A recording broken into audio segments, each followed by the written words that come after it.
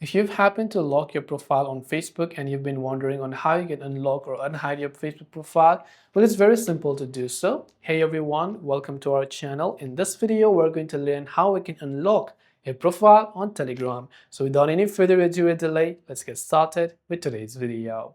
And also, before we get started, make sure to leave a like, hit the subscribe button as well. How to unlock or unhide your profile on Facebook. If you want to unlock or unhide your profile on Facebook, it is very simple for us to do so.